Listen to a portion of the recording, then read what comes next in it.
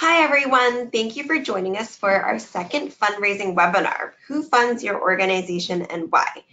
This webinar will be recorded and a copy of the recording and presentation will be shared with you after.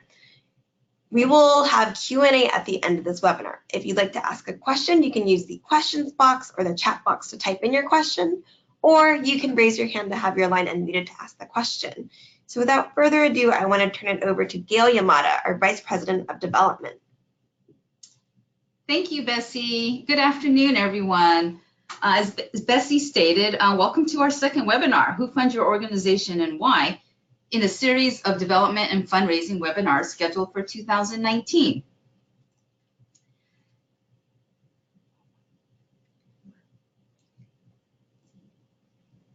Just again, a brief note on my background for those of you who are joining us for the first time. I've spent time with both national and local nonprofit organizations and appreciate the advantages and challenges both have on development's role. We have no easy task, as much of what we do is contingent upon resources or lack thereof, and other organizational variables such as directional priorities and being able to define what our success goals look like. The agenda for today is to focus on who funds nonprofit organizations, their primary interests, general processes in approaching funding opportunities, and resources on learning more. This fundraising webinar series is designed to be merely a general overview, as talking about corporation funding, for example, can be a whole session or more in itself. Before we take a deeper dive into who funds our organizations, let's do a brief review on some key concepts we touched upon during last month's webinar on Is Your Organization Prepared to Fundraise? Key ingredients for top-line growth. These will be relevant for today's content. We talked about how fundraising starts with your mission statement and it being the driver of all your programmatic activity, and therefore defining your funding needs. What you see here are AAJC's programs, born from our mission statement, reflected on the upper right-hand corner of your slide. Is your organization clear on what funding needs you have? Please always remember to keep on top of mind the general operating support or unrestricted funds you need for organizational overhead. Without general support, no nonprofit organization is in a position to exist and function and therefore make an impact on our communities. Now, let's take a look at how you can increase funding opportunities by framing your programs into broader categories. What you see here are general funding categories under which one or more of AAJC's program can align.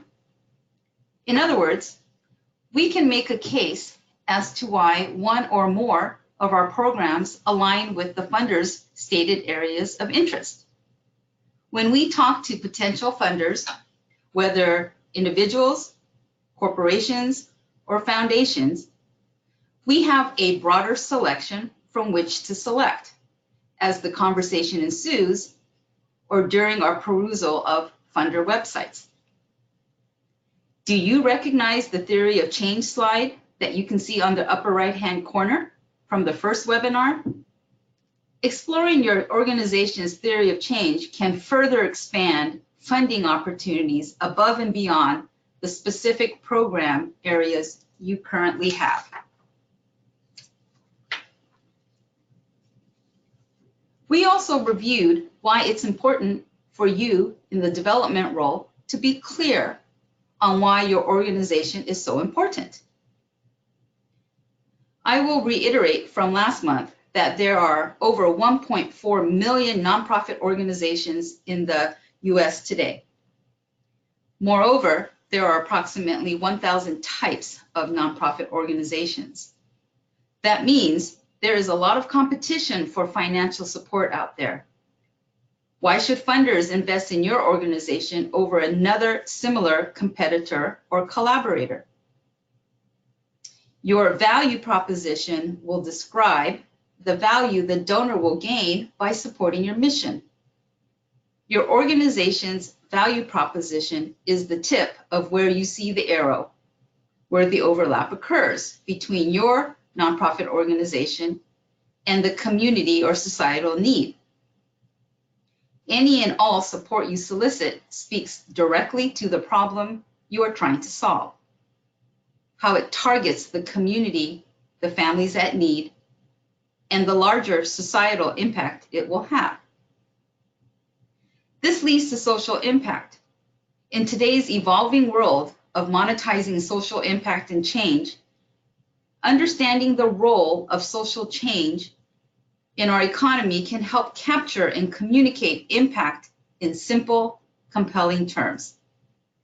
Identify new stakeholders that value nonprofit outcomes, create powerful value propositions to increase leverage, and improve the success of your pitches to funders.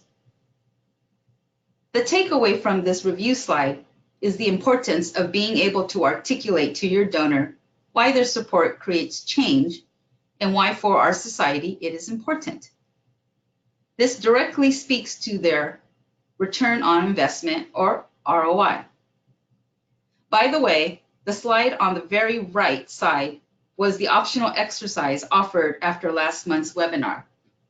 I'm always happy to review if it's still something that you would like to attempt.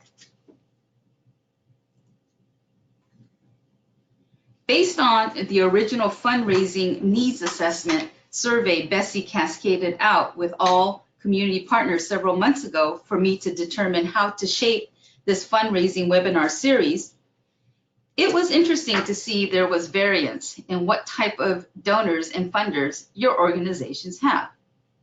Responses greatly ranged from having 1 to 2 to 3 to 4 types of donors. We will briefly touch upon the following types of donors today: corporations, corporate foundations,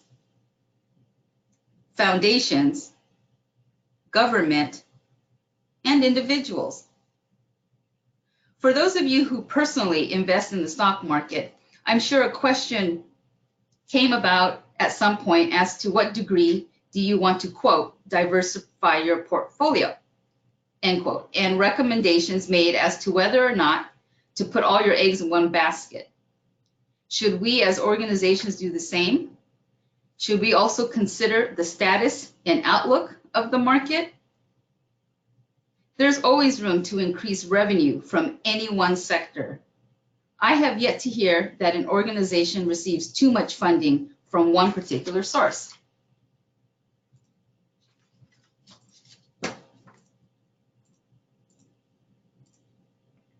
Let's first take a look at corporations and corporate foundations. Corporations.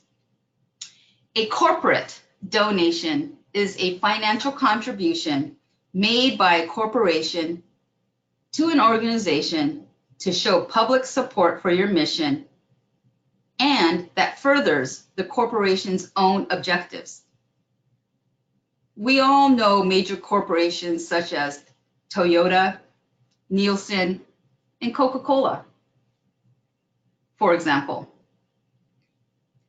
Corporate support is generally acquired from the company's marketing budget, as the return on investment, or ROI, is understood to be shorter term with long-lasting effects, i.e., increasing their customer base.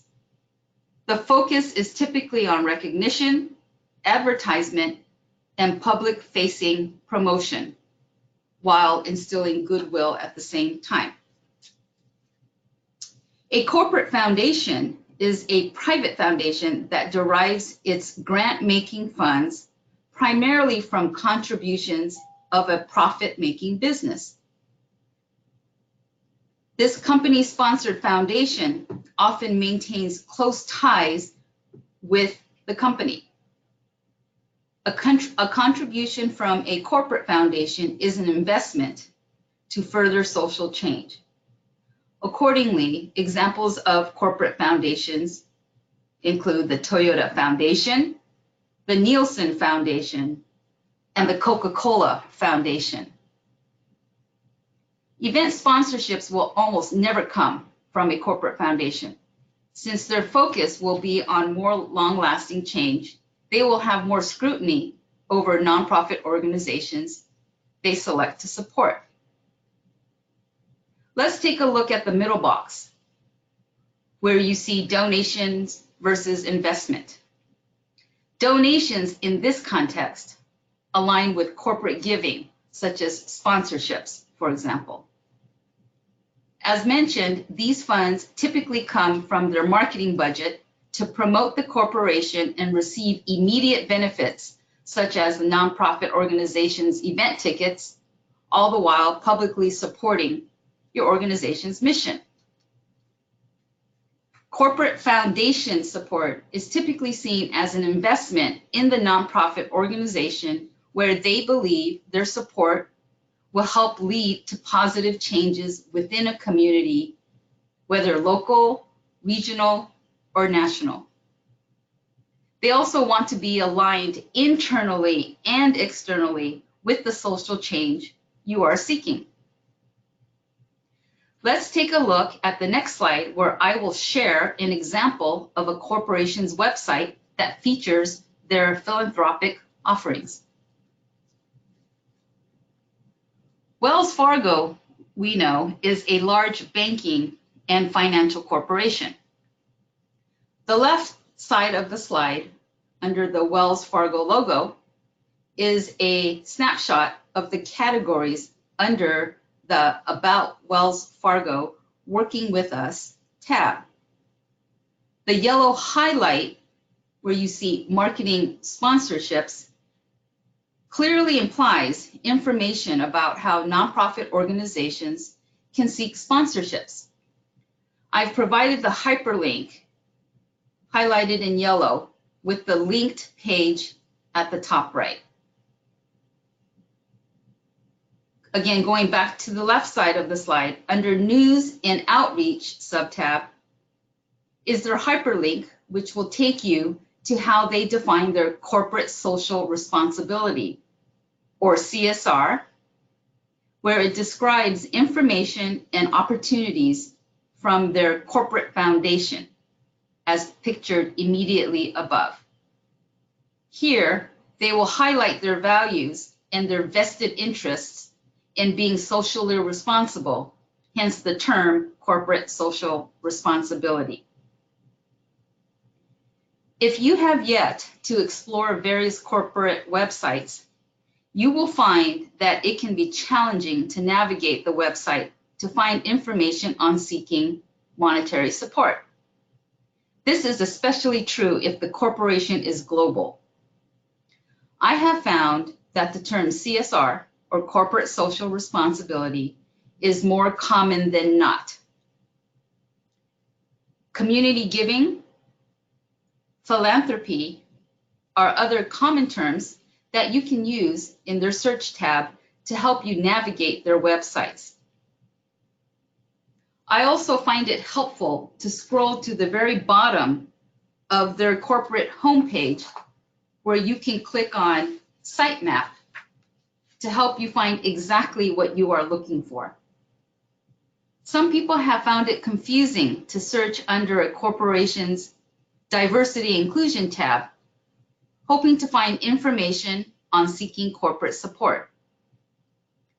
Diversity Inclusion, or D&I, as a tab heading in a corporate website, typically refers to the corporation's internal policies on diversity and inclusion as it relates to their employees, vendors, and suppliers.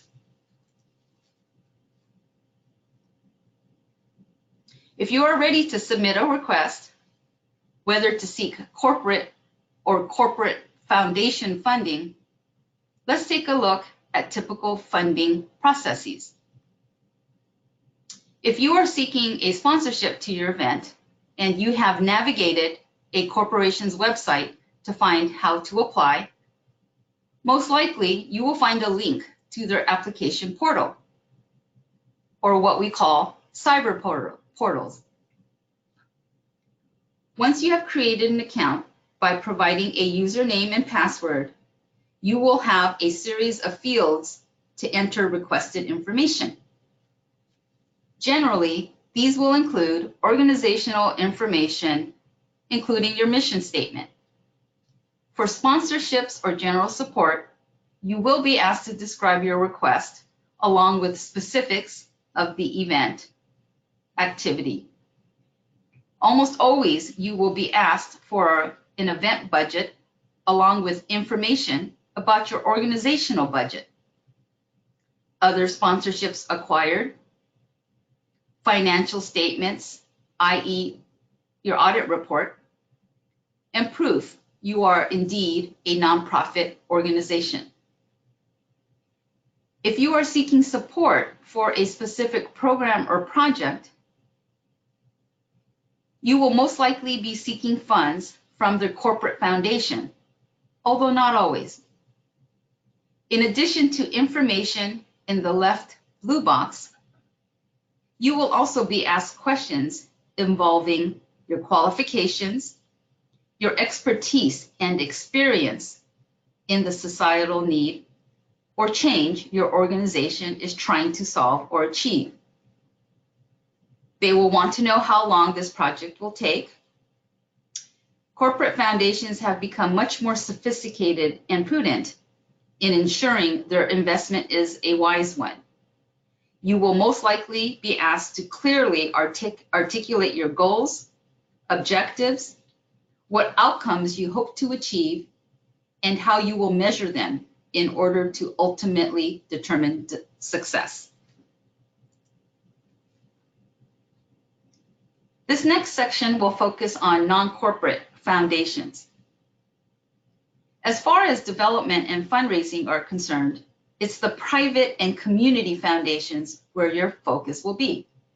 I've included public foundations only for the purpose of making a distinction between types of foundations. Public foundations are charitable organizations with a primary purpose of raising funds for its own charitable services. They often have the term foundation in their name. Examples include Make-A-Wish Foundation, the Susan G. Komen Foundation. Private foundations, under which corporate foundations fall, are managed by privately selected individuals, families, or businesses. We all have heard of the Bill and Melinda Gates Foundation and the Ford Foundation, for example. Community foundations focus on the betterment of a particular geographical region. These types of foundations often have a geographical name, such as the California Community Foundation, the Cleveland Foundation, and the New York Community Trust.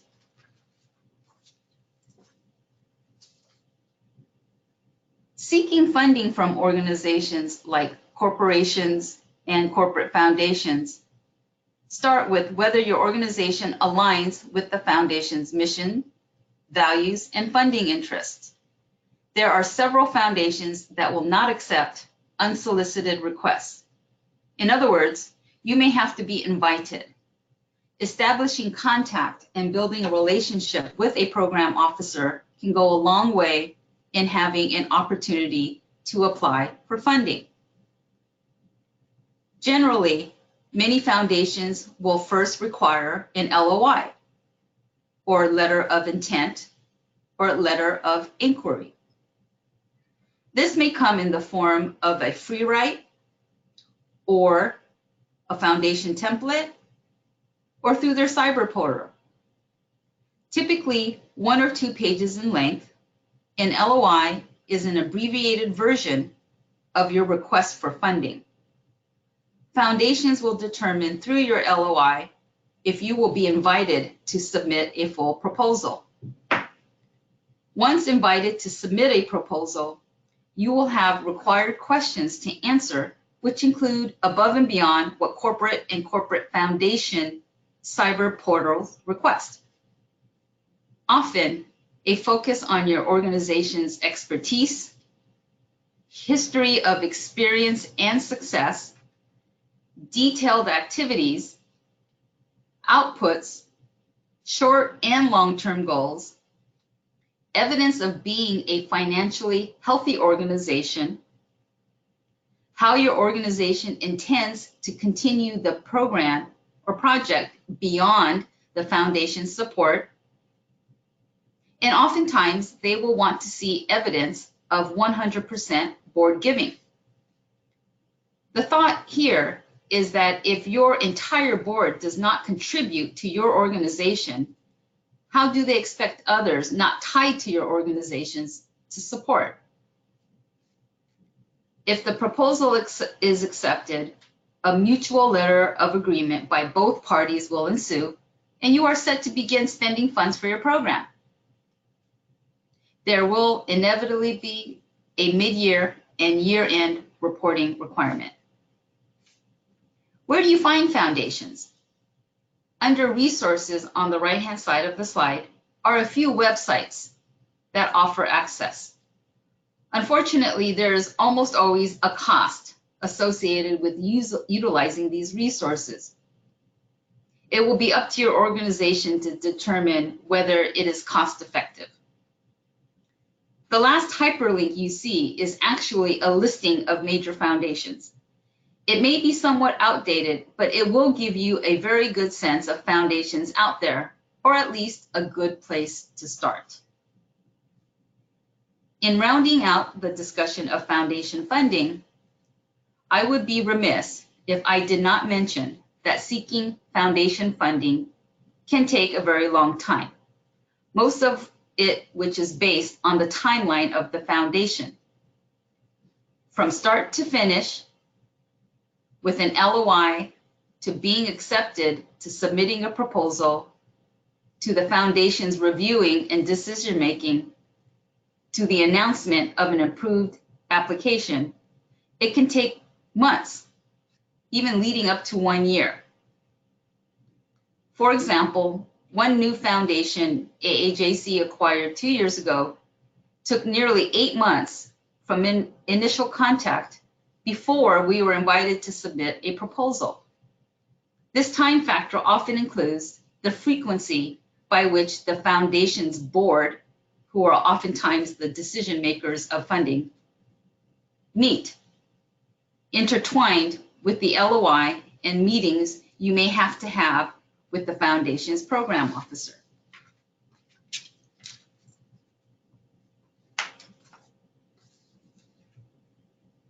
Government funding is government funds received by non-government entities in the form of federal, state, or local government grants. There are basically two types of government funding for nonprofit organizations. Grants directly from a federal agency, the other through your state, county, or city. You see on this slide 3 hyperlinks to access grant opportunities. It will take some time to familiarize yourself in navigating these web pages, but it's a place to start. Before you move forward in considering applying, your organization will need to register for a DUNS number. If you look on the left bottom side of your slide, and register in the system for award management, or SAM, in the government system. It may take several days in order to receive confirmation. If you plan on applying for government funding, please be sure to register well before you intend to apply. The process to apply for government funding can be extremely time-consuming and exhausting. Ideal is a grant writer who is familiar with submitting government grants, as the process, terminology, and expectations the government system utilizes are riddled with details and specificities that can be overwhelming to those who are unfamiliar. There are detailed steps by which organizations must abide, or your application will not be reviewed, and there is no extension or do-over. Unlike corporations and foundations, where a key variable in a successful acceptance of a proposal is having a relationship with a point of contact, government funding adheres to a very strict protocol where every applicant or potential applicant must be provided equal access to all inquiries which are shared publicly. Okay, individuals. Individual donors are your relative, your neighbor, the person you pass as you walk through an intersection, the person you happen to sit next to on a bus or plane. Individual donors will collectively be the lifeblood of your donor base. No one individual donation brought in this way may make or break you, but together they form a large percentage of your annual operating or unrestricted or general support income. All individuals, current donors or not, fit into one of the four segments you see on this slide. High net worth individuals, major donors, mid to low donors, and lapsed or non-donors or prospects. Traditional fundraising often uses these terms to segment donors for the purpose of developing specific strategies to increase the number of donors as well as move donors from one category up to the next. This process, or moves management, will be covered in next month's webinar when we explore growing our donor base. For the purpose of today's webinar, the takeaway here is that acquiring, maintaining, and increasing not only the number of individual donors, but also the amount they contribute is an active, ongoing process. What you see on the bottom right-hand corner, there is a book that I would just recommend to all. It's a very easy read called The Millionaire Next Door. And basically, it focuses on how individual donors can be everywhere and are everywhere, including your next door neighbor, who you may not realize may be in a position to give you millions. And also you see there the hyperlink to philanthropy.com. That is actually to the Chronicle of Philanthropy. I find that very useful in helping keep me updated, as to suggestions when it comes to individual, corporate, and foundation giving.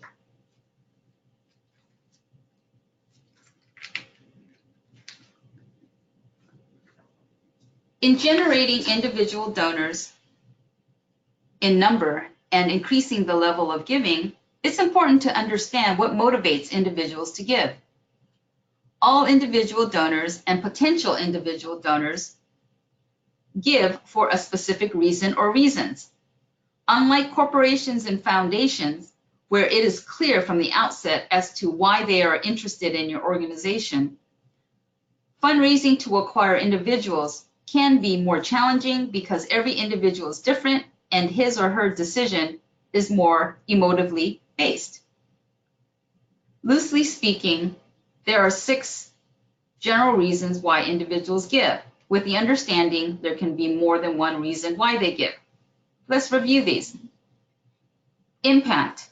The driving motivation here is wanting to make an impact in their community or society.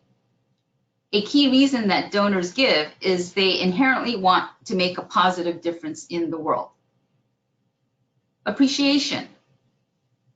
Individuals who have benefited or their loved ones who have benefited from your organization's mission or services are likely to want to support your cause. the grateful hospital patient, and the successful university alumnus are two examples of the type of people who give because they wish to show their appreciation to their hospital or university. Mission. These are individuals whose heart and soul believe in and support your mission. When people have a vested interest in the work of a nonprofit organization, they give because they share the same mission. Impulse. Sometimes there are unexpected events such as 9/11 or a natural disaster that occurs that provides the impetus for a contribution. Recognition. Is your organization raising money for a new building or a room where there are naming opportunities? Does someone want to help raise money by providing a match? These are individuals who may be motivated by being publicly recognized for their contribution. Benefit. Individuals may give because their driving force may be receiving a tangible benefit of some sort. Front-end or back-end gifts, such as a calendar, stamps, etc., including tickets to your event. Intangible benefits can include wanting to be part of a group, i.e. a giving circle or a social circle. According to Network for Good's article a few years back, they posted top findings of why individuals donate. As I recite each one, determine if they fall into one of the above categories. Someone I know asked me to give, and I wanted to help them. I felt emotionally moved by someone's story. I want to feel I'm not powerless in the face of need and can help. I want to feel I'm changing someone's life. I feel a sense of closeness to a community or group. I want to memorialize someone. I was raised to give to charity. It's a tradition in my family. I want to be hip and supporting this charity. It makes me feel connected to other people and builds my social network. I want to have a good image of myself. I want to leave a legacy that perpetuates me, my ideas, or my cause. I feel fortunate and want to give something back to others. I give for religious reasons. My faith teaches me to help others. I want to be seen as a leader and a role model. I'm sure you can see how most of these align with one of the 6 broad categories above.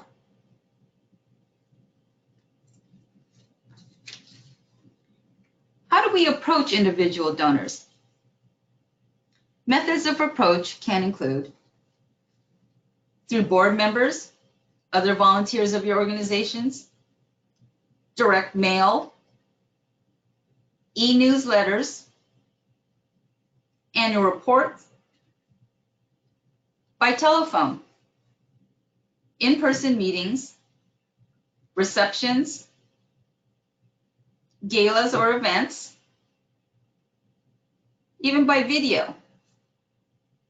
And there's social media, and there's always addressing employee groups or ERGs at companies. While there is a vast number of methods by which to approach a donor or a potential donor, one key element to keep in mind is the human relationship factor. One approach that works well with a particular individual may not work well at all with another. Understanding one of these motivators of interest we reviewed on the previous slide will help you navigate which approach you would like to focus on and what works. For potential donors, the key is finding the successful entry point. It may take some or all of these methods to see what opens that door. Cultivating and strengthening the relationship is another layer which will need to be explored. Last year, a new donor responded to one of our direct mail pieces. After we sent him an acknowledgement and thank you email, he sent another gift. Because of his gift amount and the fact that he lives here in DC, I set up a breakfast meeting with our executive director. He continued to contribute. We invited him to our annual fundraising reception as our guest. He then thanked us and signed up to become a monthly donor. He receives our monthly newsletters, and I send him a thank you note every month. In strengthening the relationship with donors you already have, the art is then to open the direct communication lines to learn more about your donors and tailor your relationship accordingly. Recently, a current donor contacted me by email to let me know her preference of not wanting to receive any emails from our organizations, but assured us that she would continue to contribute her $1,000 a year. On the other hand, I encountered a longtime donor, historically giving an annual gift of $2,500 or more, who let me know he doesn't hear from us enough and wanted to stop contributing, which he actually did for 1 year. He stopped. At that time, he was receiving monthly e-newsletters and annual reports and all press releases. Since then, we've started to make some more deliberate attempts to keep him informed, and I'm happy to say that after 1 year, he has started to give again. I'm teeing up the discussion on prospecting for the next webinar, as this subject matter overlaps with today's conversation on who our funders are and why they give. While we appreciate the donors we do have, our corporate foundations, corporations, government, foundations, and individuals, no matter how hard we try, donors will always fall off. As this pictorial of this slide reflects, donors and funders come and go. Corporation and foundation directions may change. Government funding is conditional upon federal budgeting. Individual donors move, employment situations change, priorities change. There are more than enough reasons why donors stop giving or funding. The only way to keep growing is to continually replace them with new donors and funders. Prospecting the donors you currently do have is also an ongoing activity. For example, if you have an individual donor who has given $500 annually, they are most likely a viable prospect to increase their level of giving to, let's say, $750. Same for corporate funding as well. Prospecting should be an ongoing activity year-round. We'll discuss more of the nuts and bolts at our next webinar.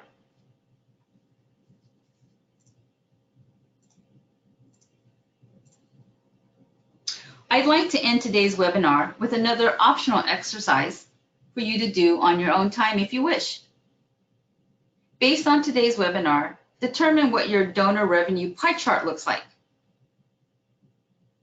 In other words, if you look at the pie chart you see in front of you and you were to break down according to the type of funders you have, what do those percentages look like?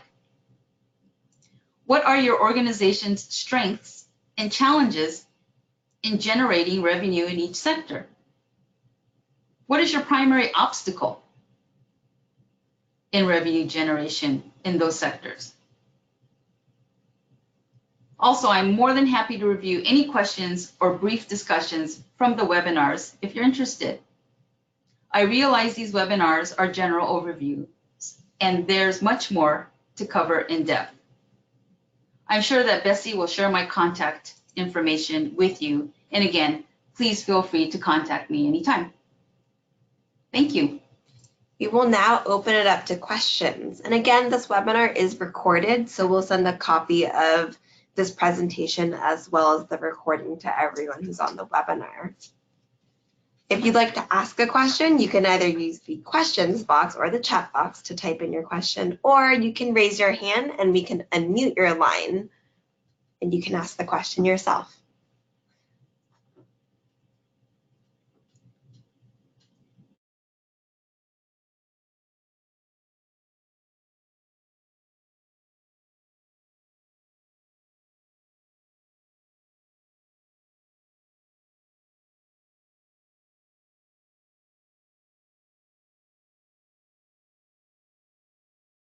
All right, we have one question. What's the best way to determine what the makeup of your funders should be in terms of corporations, corporate foundations, government, individual donors? Is there a formula to figure out what makes sense for organizations? I think that's a great question.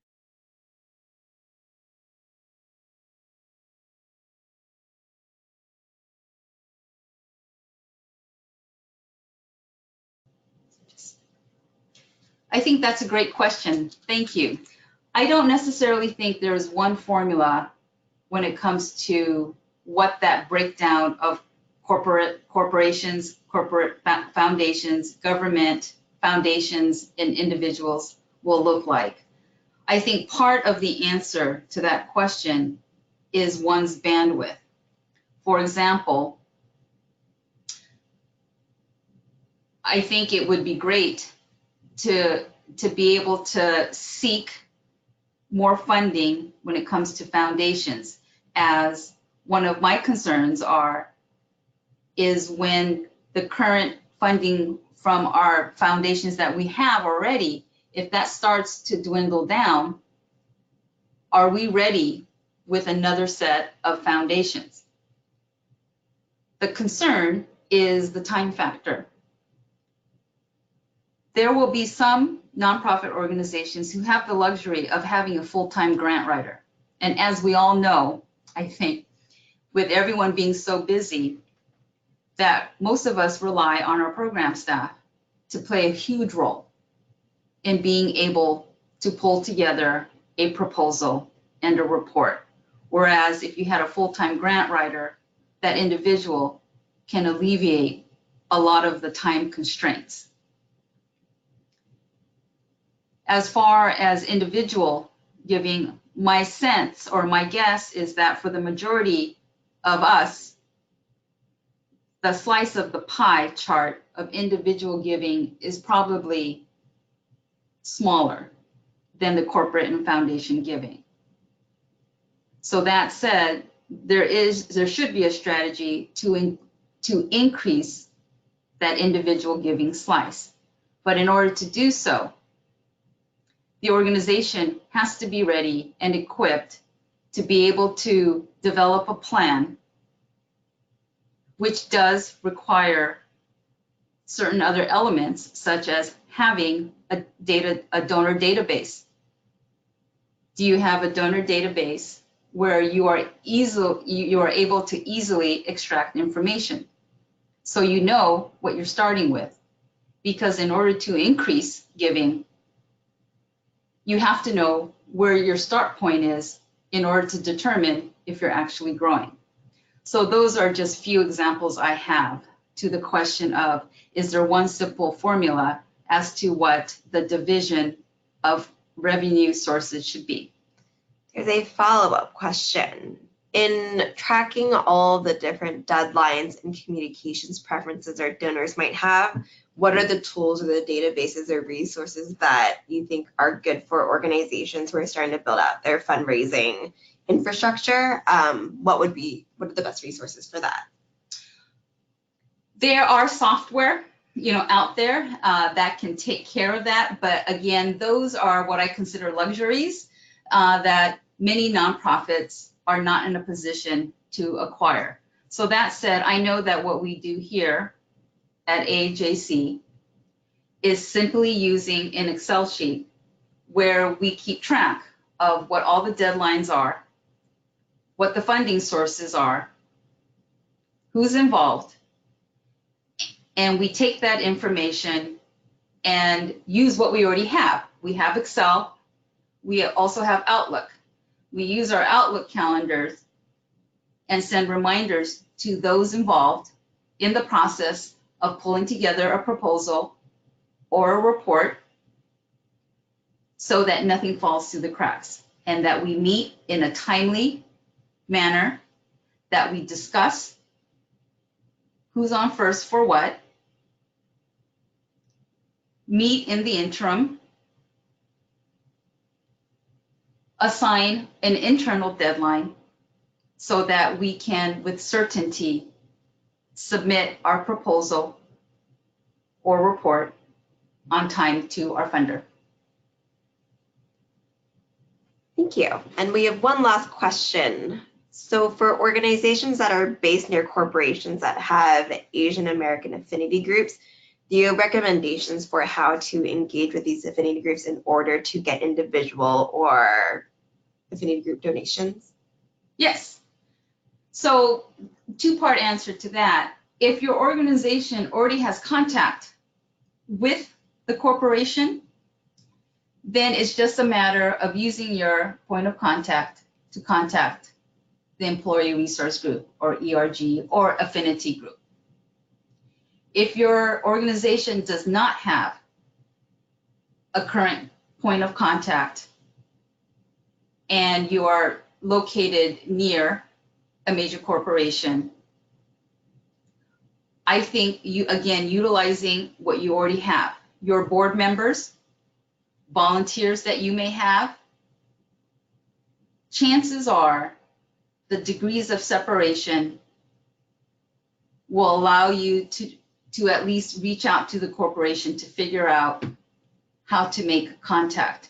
Once you do make contact, my experience has been that employees in an affinity group are more than happy to want to meet with you, because the reason they have established themselves as such a group is because they want to connect with nonprofit organizations like ours. Thank you. We have no further questions at this time, so we'll end the webinar. Again, a copy of this presentation and the recording will be circulated to everyone following today's webinar. And thank you so much for joining us today. As you know, this is the second webinar in our fundraising series, and we will be having our third webinar in August, and you will receive more information about that shortly. Thank you so much for joining us today.